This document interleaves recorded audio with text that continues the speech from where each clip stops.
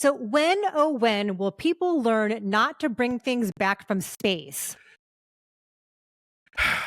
Right? Right? It's always bad. It's not good. It's always something awful. But once again, we have another alien movie to reinforce that. FYI, if you have learned one thing, don't bring things back from space. Yes. Interesting as they may be. This is Alien Romulus. This is the 7th Alien film. We are going to give you here a non-spoiler review. Again, spoilers are on the eye of the beholder. Yeah. And we tried really hard. We had a whole long talk before we began about what is a spoiler and what is not. If you want to know nothing, maybe come back after you've seen the movie.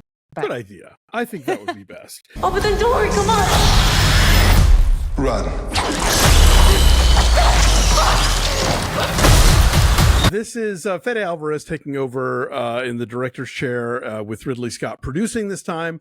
And this movie is set basically between Alien and Aliens. So we open with the wreckage of the Nostromo and a package being recovered. And, oh, oops, that was not a great idea, maybe.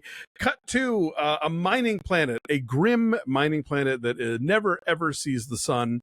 A young woman played by Cailee Spaeny finds out that her transfer has been delayed. She realizes she's never getting off of this planet. Good old Weyland Yutani up to their old tricks. Her only family is a synthetic named Andy, played by David Jonsson. Her boyfriend hatches a plan by which a group of people will get together, find this decommissioned Weyland Yutani ship that's in orbit over their planet. It's got the cryo chambers on it, so they can take a 9-year trip to somewhere where they'll actually get some sunshine. Sounds great. Sounds like a plan until they get there and find out, oops, xenomorphs. Which is not a spoiler because, of course, they're going to be there. Yes. It's in the title. It's the titular role. I think of this as kind of the Force Awakens of the Alien movies in terms of it's a new story and it's moving the story forward, but it's also got all the things that you liked in the first one again in a new package. Álvarez is really good at this kind of thing. He's good at reboots, as we saw with Evil Dead. He is good at the kind of tense, quiet, you can hear your own heartbeat moments of tension from Don't Breathe. That kind of stuff happens here as well. Plus, all the gore and slime and shadowy corridors and face-to-face encounters with the thing coming out of the mouth of the other thing.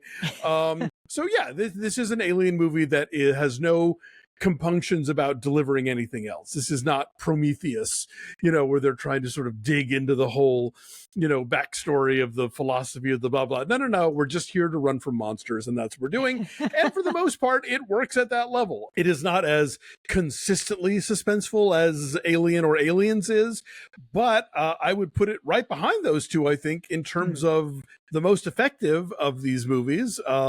Your mileage may vary depending on your feelings about, Alien 3 or Alien Resurrection or whatever, or God forbid, Alien versus Predator. But yeah, I had fun. I jumped out of my seat a few times. So, it does the thing it says it's going to do. I had so much fun. This movie is a total blast, and it is so well made, and it is thrillingly paced.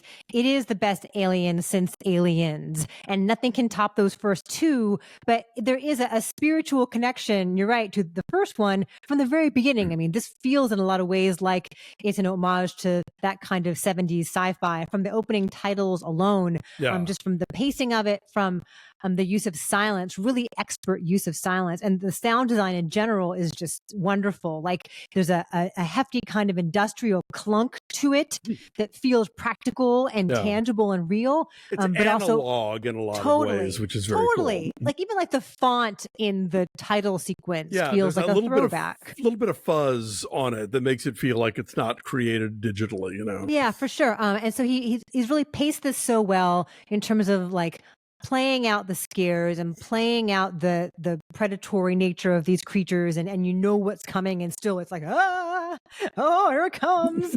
I'm sure I was super annoying to sit with during this because I was really, really enjoying myself. And I think you will too. We saw it in IMAX and I'm so glad we did, because just to be immersed in that world is very stressful and very exciting. He's playing the hits. He's playing the hits you want to hear, but in enough of a different key that it felt kind of fresh and exciting to me. And like, Cailee Spaeny is not doing Sigourney Weaver, and she shouldn't be. And that's smart. She has her own kind of like quiet ferocity and tenacity here that is totally different.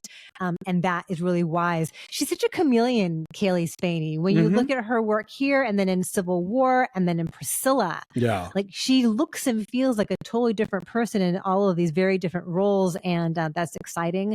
I love David Jonsson in this. Yes, he's amazing. From Rye Lane, if you caught that movie a year or two ago. The two of them, I think, get the most to do in this movie and the most sort of areas to go. And you think you know what you're getting with Andy, and the movie provides a lot of interesting byways, but I do wish the other characters were as well formed. I mean, you look at the first Alien, you've got Yaphet Kotto and Harry Dean Stanton and Veronica Cartwright, like all these, or Angela Cartwright, one of the Cartwrights, each Veronica, thank you, Dave. Bringing this stuff to these, they don't get a ton of time, but they very quickly establish themselves. Just enough. And here you've got Isabela Merced and performers that are capable, and they aren't really given much of anything to play except to be eaten by an alien, probably, or the one guy's a jerk. The one super unintelligible British guy is like a specific kind of jerk.